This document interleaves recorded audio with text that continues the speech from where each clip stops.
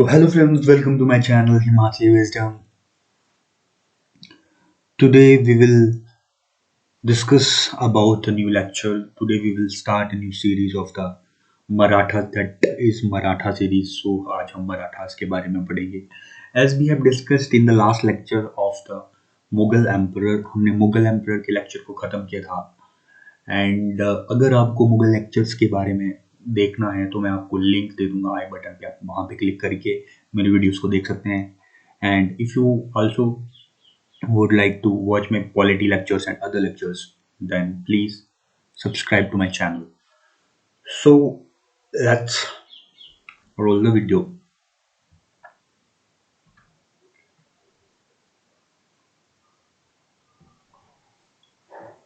तो जैसा कि हमने लास्ट वीडियो में पढ़ा था औरंगजेब के बारे में, Aurangzeb was the last powerful Mughal ruler. उसके बाद भी कुछ लेटर मुगल आते हैं, लेकिन औरंगजेब के टाइम में as we have already discussed about the Shivaji and Sambhaji and about Raja Ram and Tarabai, I have just gave you the introduction about how Maratha was tackled by the Aurangzeb. Aurangzeb के टाइम में मराठास का उद्गम होता है और उसी टाइम क्या है, औरंगजेब और शिवाजी के बीच में बहुत छोटी छोटी लड़ाइयाँ होती हैं. तो हमने लास्ट टाइम पढ़ा था कि कैसे शिवाजी जो है वो औरंगजेब को साउथ के उसके एक्सपेडिशन में एक बाधा बन के खड़े होते हैं. तो Shivaji was a very powerful and is a very actually cunning ruler. बहुत ही ज़्यादा बुद्धिमान और बहुत ही तेज तर्राट योद्धा थे वो. और जैसा कि मैंने आपको लास्ट लेक्चर में बताया था कि शिवाजी इतने बहादुर थे कि वो छोटी छोटी सेनाओं की टुकड़ियों को लेकर ही रात में औरंगजेब पर चढ़ाई कर देते थे. It means that among all the Muslim rulers, Shivaji was the only Hindu ruler after Maharana Pratap जी, जो कि इतने तेज होने के साथ साथ इतने उनकी एडमिनिस्ट्रेटिव स्किल्स, उनकी पॉलिटिकल स्किल्स सब भी बहुत ज़्यादा स्ट्रॉन्ग थी.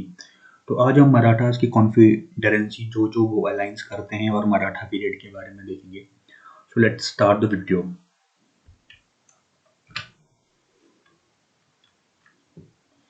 तो मेनली मराठा का जो पीरियड रहता है वो 1674 से लेकर मेनली 1880 तक रहता है. और उसके बाद जो है 1720 से लेकर 1818 का पीरियड जो है वो पेशवा की जो पोस्ट थी उसके राइज के बारे में भी हम पढ़ेंगे. तो first of all let's discuss about the first Maratha ruler. That was none other than Chhatrapati Shivaji Maharaj ji. तो छत्रपति शिवाजी महाराज का जो पीरियड रहता है वो 1674 से लेकर 1688 तक रहता है. So first of all let's talk about his birth. उनका जो जन्म होता है वो 1627 में शिवनेरी फोर्ट के पास होता है. और उनके जो फादर का नाम होता है उनका नाम होता है शाहजी भोसले. और उनकी जो मदर का नाम होता है उनका नाम होता है जीजाबाई.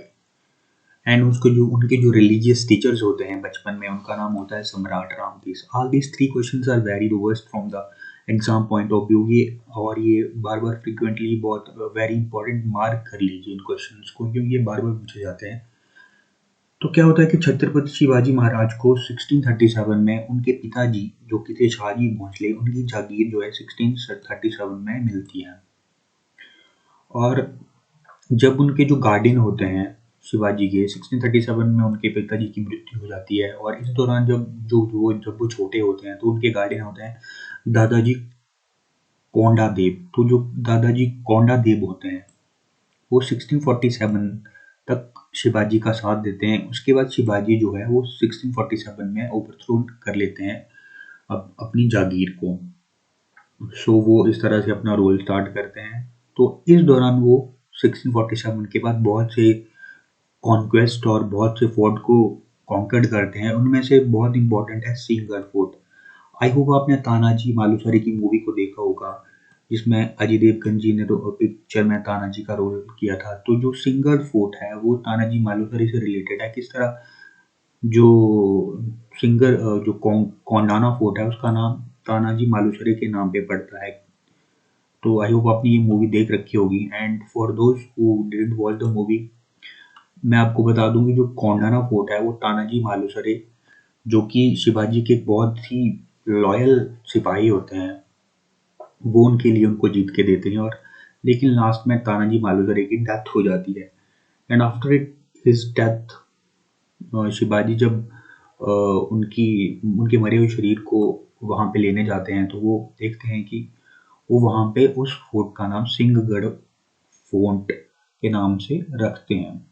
उस पिक्चर का एक बहुत फेमस डायलॉग भी है कि गढ़ आला पण सिंह गिला।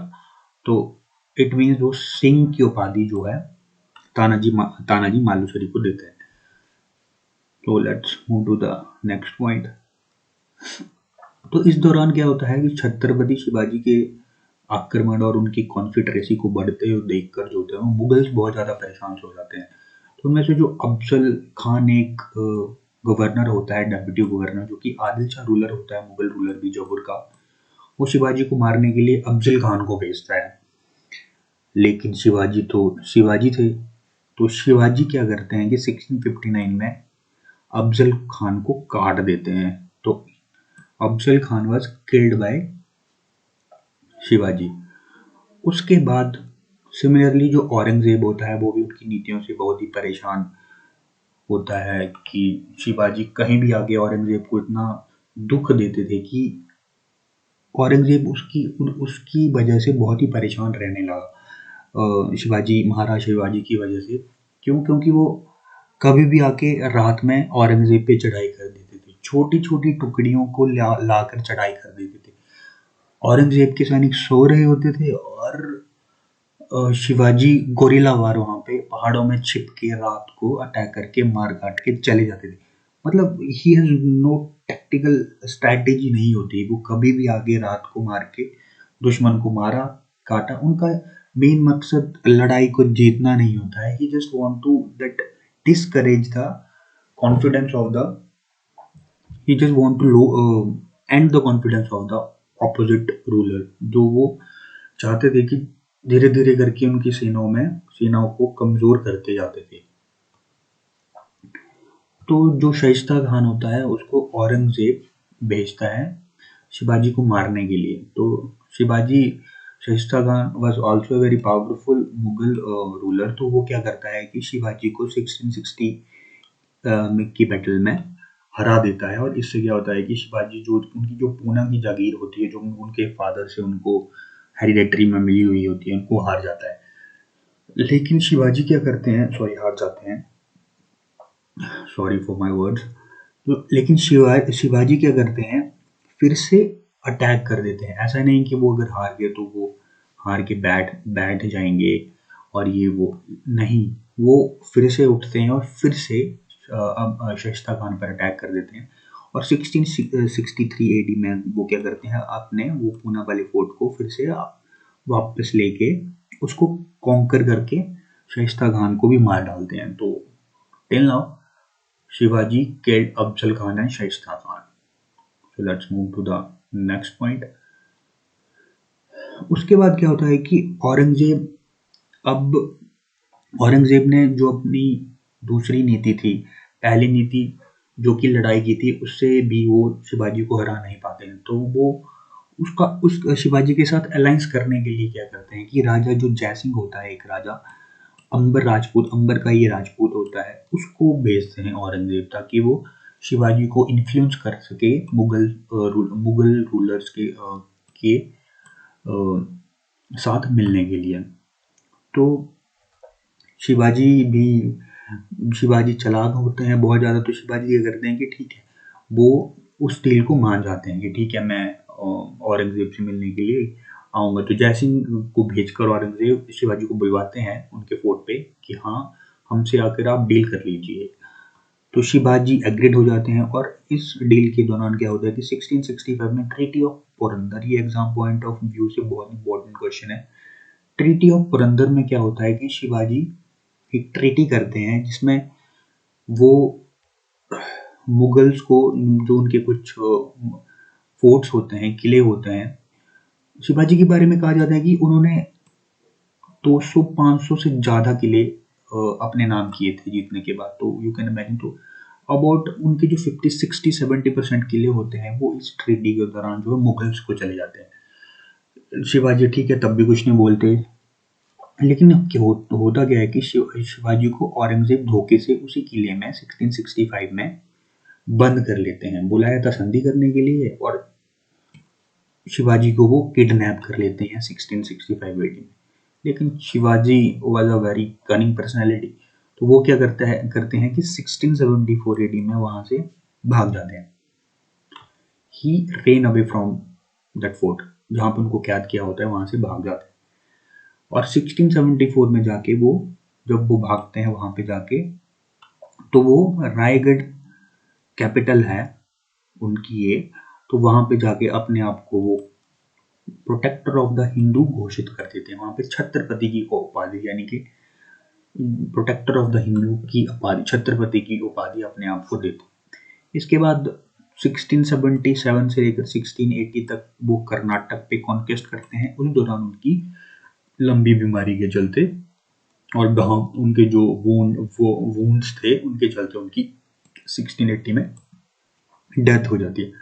तो this is all about the Maharaja Chhatrapati Shivaji Maharaj according to the exam perspective. जो भी क्लैरिकल लेवल के एग्जाम आएंगे एसएससी सीजीएल प्री के पर्सपेक्टिव से एंड एसएससी सीएचएसएल, तो उसके पर्सपेक्टिव से आप देखो तो these are the some of the important points.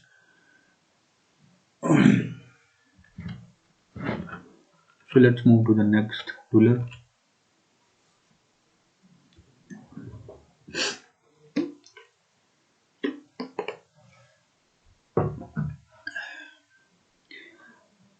Now हम देखेंगे छत्रपति शिवाजी महाराज के एडमिनिस्ट्रेशन के बारे में। जो छत्रपति शिवाजी जी की जो एडमिनिस्ट्रेशन थी वो कैसी कैसी थी। तो छत्रपति शिवाजी के टाइम में अष्टप्रधान हुआ करते थे। अष्टप्रधान एक तरह से मंत्रिमंडल होता है, just like today's councils of the ministers in Lok Sabha. उनका भी एक अष्टप्रधान होता था जो कि डिफरेंट जो एडमिनिस्ट्रेटिव स्ट्रक्चर था उसको बनाता था। सबसे पहले आता था Peshwa. Peshwa is just like a prime minister of today's prime minister. उसके बाद आता था Majumdar. Majumdar was revenue minister. उसके बाद दाबिर। दाबिर होता था फॉरेन मिनिस्टर। उसके बाद है सुरनावेश। सुरनावेश वाज ए मंत्री। न्यायाधीश। न्यायाधीश आपको पता ही होगा, ये जस्टिस से रिलेटेड जितने भी एडमिनिस्ट्रेटिव वर्क होते थे उनको देखते थे। पंडित राव। पंडित राव क्या होते थे? हेड ऑफ रिलीजियस अफेयर्स होते थे। और उसके बाद 7th पे आता है वपनवेश जो कि होम मिनिस्टर होते थे। और उसके बाद आता था सुरनावेश जो कि head of the royal correspondence होते थे। तो ये था शिवाजी जी के अष्टप्रधान का जो ग्रुप था, एडमिनिस्ट्रेटिव था। तो जितने भी उनके राज्य के एडमिनिस्ट्रेटिव वर्क होते थे इनको अष्टप्रधान देखता था। तो शिवाजी के टाइम में ही वो क्या करते हैं, शिवाजी की वो कुछ टैक्सेस को भी अपने राज्य में इंट्रोड्यूस करते हैं। So let's talk about this taxes. सबसे पहले चौथ। चौथ जो होता था वो एक्चुअली जो मुगल्स होते थे, मुगल्स के साथ पुरंदर की ट्रीटी में जो शिवाजी थे उनके अकॉर्डिंग जो मुगल थे उन्होंने चौथ की एक ट्रीटी की थी जिसमें क्या था कि जो शिवाजी जो कि मराठास थे वो मुगल्स को प्रोटेक्ट करेंगे जो भी एक्सटीरियर और इंटीरियर एक्टिविटीज होती थी उनसे, और उसके बदले में जो है मुगल्स जो है वो मराठास को चौथ देंगे। चौथ रूप में कर देते थे, तो उनको कुछ रेवेन्यू वहां से प्राप्त होता था। इसी तरह से जो 1/3 लैंड का जितना भी प्रोडक्शन होता था मराठास के एरियाज में उसका 33% जो होता था वो एज ए टैक्स के रूप में मराठास को जाता था। इस तरह से सरदेशमुखी था। सरदेशमुखी जो था वो 1/10 होता है। 1/10 किसका? जो भूमि महाराष्ट्र, एक्चुअली मराठास का एरिया जो वो महाराष्ट्र को बिलोंग करता था। जो महाराष्ट्र में जमीनें थी वो जो मराठास थे वो बोलते थे कि वो उनको कंसिडर करते थे कि वो हमारी हेरिडेटरी वाली हमारी पुश्तैनी जमीनें हैं। लेकिन जो मुगल वो सारी की सारी जमीनें उस टाइम क्या थी, वो मुगल्स के अधीन होती थी। तो मुगल्स जो हैं उनके बदले में वो उन जमीनों को नहीं छोड़ते और उसके बदले में वो स्वदेशमुखी के रूप में कुछ जो है कर मराठास को देते थे. So let's move to the next slide. This is all about the Shivaji.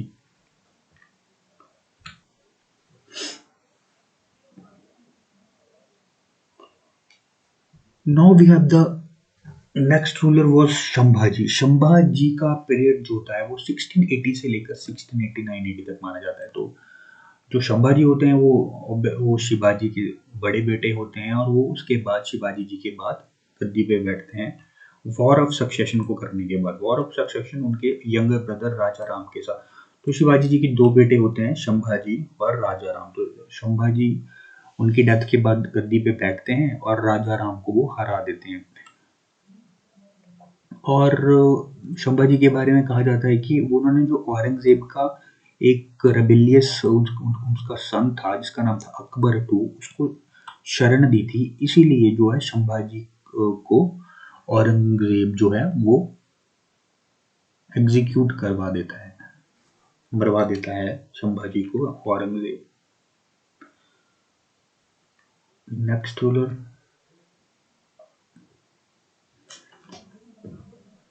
Now we will look upon the Raja Ram.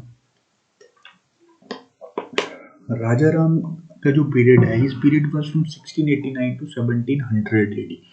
तो राजा राम के बारे में कहा जाता है कि वो जो राजा राम थे, as we have already discussed that he was the younger brother of the Shambhaji, that is the second son of the Shivaji.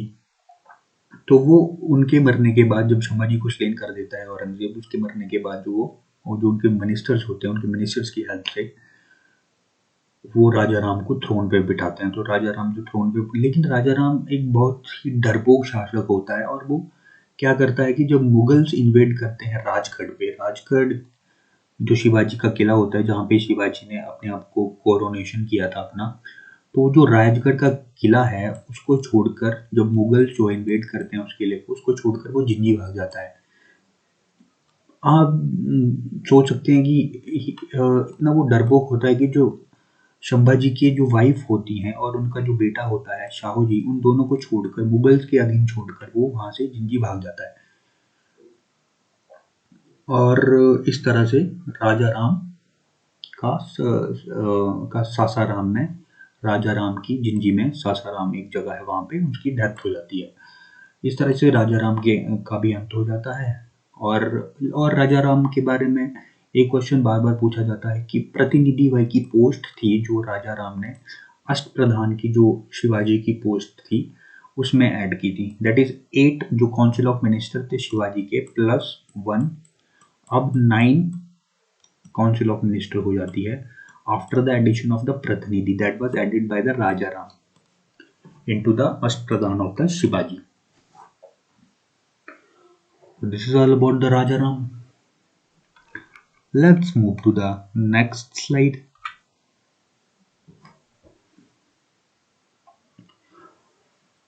उसके बाद हम देखेंगे ताराबाई के बारे में. तो ताराबाई कौन थी? ताराबाई का पीरियड जो होता है वो 1700 से लेकर 1707 AD तक देखा जाता है. तो ताराबाई जो थी वो राजा राम की जो थी वो वाइफ थी. राजा राम की मरने के बाद जो है वो ताराबाई अपने बेटे शिवाजी II को गद्दी पे बिठाती है और उसके वो एक तरह से शिवाजी II को प्रोटेक्ट करने के लिए वो मुगल से बहुत सारी वॉर्स करती है. तो she continues the war against the Mughals during the period of the Shahu ji, during the period of the Shivaji. जो शिवाजी II होते हैं वो सन होते हैं राजा राम के, और जो ताराबाई होती है उनकी वाइफ होती है. तो Tarabai is just like a powerful lady ruler like Razia Sultana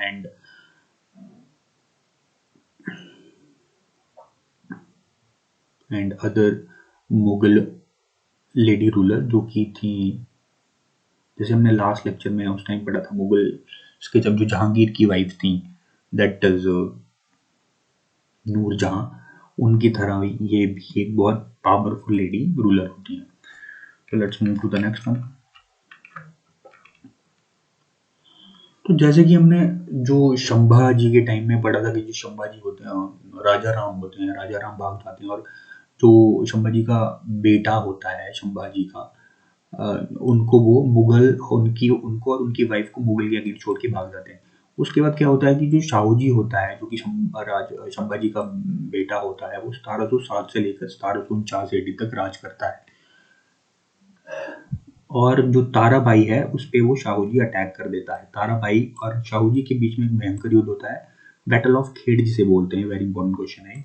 1700 AD में बैटल ऑफ खेड़ होती है और उसमें शाहूजी जो थे वो ताराबाई से थ्रोन को छीन लेते हैं और खुद गद्दी पे बैठ जाते हैं। लेकिन ताराबाई उस वॉर को हारने के बाद भी पूरी तरह से समाप्त नहीं हो जाता उनका रूल भी। साउथ इंडिया में ताराबाई और उसका जो सन होता है शिवाजी तो उसकी हेल्प से वो साउथ इंडिया में अब भी रूल कर रहे होते हैं। तो मोस्ट ऑफ द एरिया जो होते हैं वो सीड कर जाते हैं शाहू जी को। मराठास के बारे में, तो शाहू जी के बारे में कहा जाता है कि उन्होंने इस पीरियड में ही 1720 से लेकर 1818 तक पेशवा का जो राइज होता है, अप्स एंड डाउन आते हैं, वो शाहू जी के टाइम में ही आते हैं। तो हम नेक्स्ट स्लाइड में पेशवास के राइज के बारे में पढ़ें। Let's move to the next.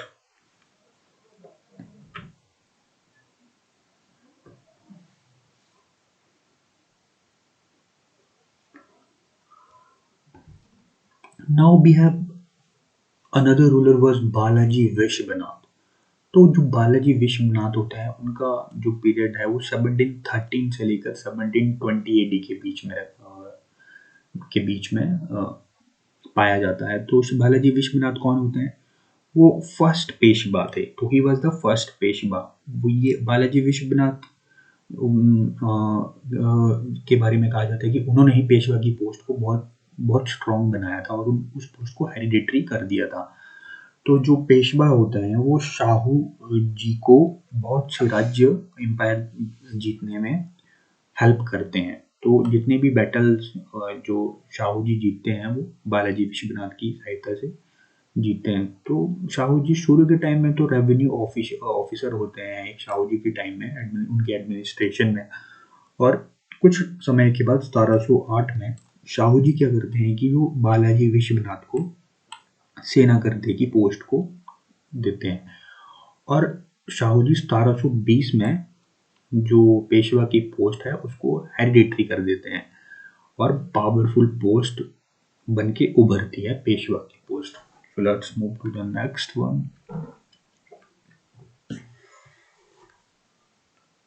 अब हम देखेंगे मराठास की कॉन्फेडरेसी के बारे में। दैट इज मराठास के जो भी अलाइंसेस होते हैं उसके बाद के जो जितने भी पावरफुल रूलर्स हैं उनके बारे में।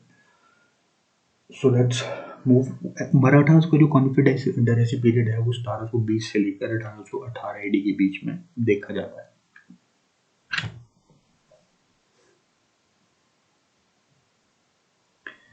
तो सबसे पहले जो पावरफुल पेशवा रूलर थे आफ्टर द बालाजी विश्वनाथ वो थे बाजीराव वन। तो बाजीराव वन आते हैं जो कि बेटे होते हैं बालाजी विश्वनाथ के।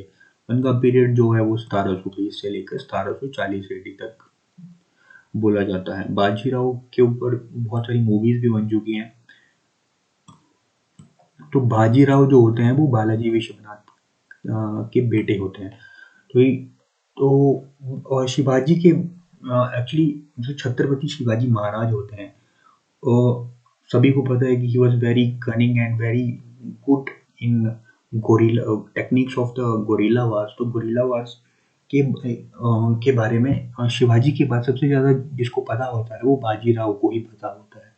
तो you can say that Bajirao one just like a Shivaji Maharaj Chhatrapati Shivaji.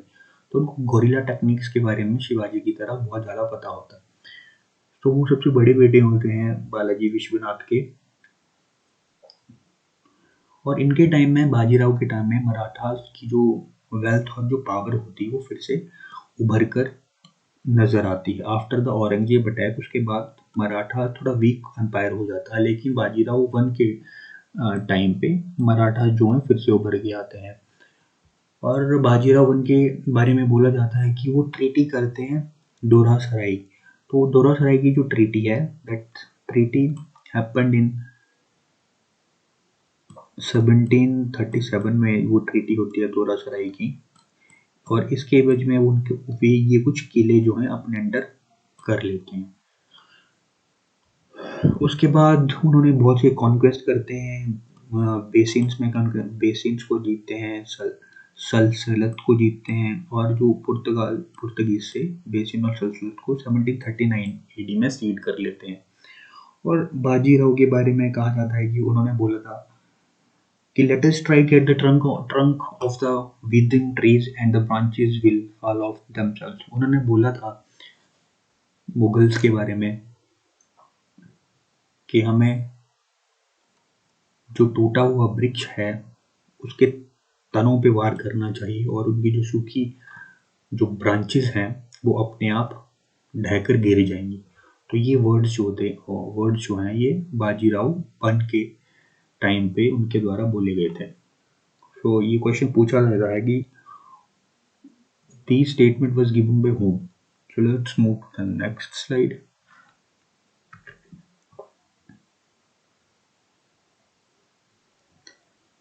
Now we will discuss about the last powerful ruler of the Marathas, that is Balaji Bajirao. तो बालाजी बाजीराव का जो पीरियड होता है वो 1740 से लेकर 1761, that is 1761 up to the battle of the Panipat, वहां तक रहता है। तो here was the picture of the Balaji Bajirao. तो जो बाजीराव वन होते हैं वो बेटे होते हैं बालाजी विश्वनाथ के, और जो बालाजी बाजीराव होते हैं वो बेटे होते हैं बाजीराव वन के। तो he was the son of the Bajirao one, और इनका दूसरा नाम नाना साहिब भी होता है। तो ये क्वेश्चन भी बार बार फ्रिक्वेंटली एग्जाम में पूछा जाता है कि who was known as Nana Sahib. तो इसमें क्वेश्चन में आपको ऑप्शंस दिया रहेगा Bajirao one, Balaji Bajirao, Balaji Vishwanath, Bajirao two, like this. तो आपका आंसर रहेगा Bajirao, Balaji Bajirao was known as Nana Sahib. तो होता क्या है कि 1749 में शाहू जी जो थे उनकी डेथ हो जाती है, जो कि लास्ट मराठा रूलर थे बिफोर पेशवास। उनकी जो डेथ हो जाती है 1749 एडी में, तो वो जितना भी एडमिनिस्ट्रेटिव वर्क है वो बालाजी बाजीराव के कंधों पर पड़ जाता है। और बालाजी बाजीराव जो है वो मुगल एम्पायर के साथ, जो मुगल एक अहमद शाह का शासक होता है, उनके साथ चौथ के रूप में एक संधि करते हैं कि मुगल्स मराठास को चौथ देंगे, और उसके एवज में मराठा जो है मुगल्स की अहमद शाह अब्दाली और दूसरी एक्टिविटीज़, नेगेटिव एक्टिविटीज़ से मुगल्स की सहायता करेंगे, उनको प्रोटेक्ट करेंगे। तो उसके बाद क्या होता है कि अहमद शाह अब्दाली का अटैक होता है मराठा एम्पायर पे इन 1761, जिसे बहुत ही फेमस बैटल बोलते हैं, बैटल ऑफ द पानीपत, जिसमें अहमद शाह अब्दाली क्या करता है कि बालाजी बाजीराव पे अटैक करता है। इस अटैक में बालाजी बाजीराव के जो दो ब्रदर होते हैं, Sadashivrao Bhau, sorry not brothers, जो इसके बहुत सुपर जो सिक्योरिटी ऑफिसर्स होते हैं, सदाशिवराव भाऊ एंड विश्वास राव, इनकी डेथ हो जाती है। तो इनकी डेथ के चलते बालाजी बाजीराव को भी बहुत ज़्यादा दुख होता है, और वार के कुछ 6 मंथ के बाद जो है बालाजी बाजीराव की भी डेथ हो जाती है। सो इस बैटल के साथ ही जो कि मेन रूलर्स थे मराठास के, उनकी डेथ हो जाती है। उसके बाद भी मराठास के कुछ रूलर्स आते हैं, but these rulers are not that much important from the exam point of view, not they are so much of powerful that वो मराठास के रूल को रिटेन नहीं कर पाते हैं। So you can remember that Balaji Bajirao was the last powerful ruler of the Peshwas, and he was also the last powerful ruler of the Marathas. So let's move to the next slide.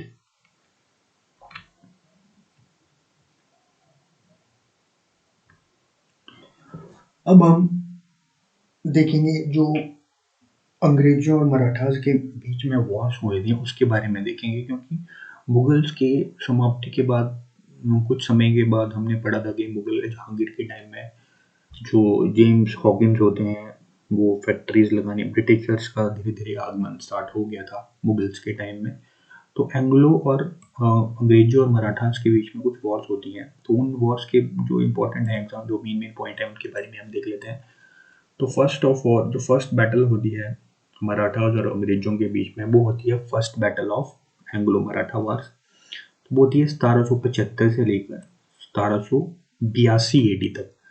तो इसमें जो treaties हैं उनको याद रखना जरूरी है। That one treaty is about treaty of the Wadgaon that happened in 1779 AD and another one is 1782 AD treaty, that is treaty of the Salbai. ये दो ट्रीटीज एग्जाम पर्सपेक्टिव से बहुत इंपॉर्टेंट है। Let's move to the next battle. Second battle जो होती है अंग्रेजों और मराठास के बीच में, वो होती है 1803 से लेकर 1806 AD तक। तो इस बैटल के रिगार्डिंग एक ही ट्रीटी इंपॉर्टेंट है, जो थी ट्रीटी ऑफ द बेसिन, जो कि 1802 ईस्वी में होती है। That is treaty of basin happened in 1802, जिसमें क्या होता है कि अंग्रेजों के साथ जो मराठा संधि कर देते हैं, सब्सिडरी अलायंस करते हैं। लेकिन अंग्रेज जो होते हैं वो बहुत ही कनिंग होते हैं, और जो लीडर मराठास होते हैं वो बहुत वीक होते हैं, तो वो उनसे उनका राज्य छीन लेते हैं। तो लास्ट में एक बैटल होती है थर्ड एंग्लो मराठा वार, जो कि 1817 से लेकर 1818 AD तक रहती है। इसमें जो ब्रिटिश रूलर होता है लॉर्ड हेस्टिंग्स, वो अटैक कर देता है मराठास पे, और इस तरह से पूरा का पूरा जो मराठा एम्पायर होता है वो वैनिश हो जाता है। And this war ended the all the power of the Maratha, और इस तरह से मराठाओं का अंत हो जाता है।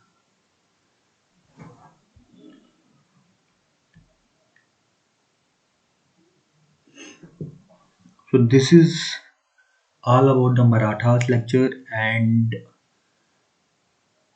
अगर आपको मुगल्स हिस्ट्री से, इंडियन हिस्ट्री से रिलेटेड, पॉलिटी से रिलेटेड और अदर टॉपिक से रिलेटेड MCQs या उनके वीडियोस चाहिए, then please let me know in the comment section so that I can make important videos for you.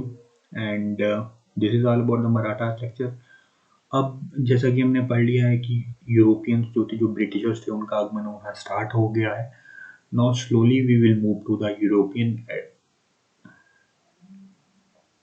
invasion in India, and after that we will move to the modern history. And modern history के बाद हम कुछ topics ancient history के भी देखेंगे, जो important है exam perspective से। एंड अगर आपको मेरे पॉलिटी लेक्चर्स देखने हैं तो मैं आपको आई बटन पे लिंक दे दूंगा, वहाँ पे आप जाके polity lectures, my English lectures, my Himachal GK lectures and my history lectures you can watch there. Thank you for watching my channel. Please subscribe, like, share and comment. Thank you.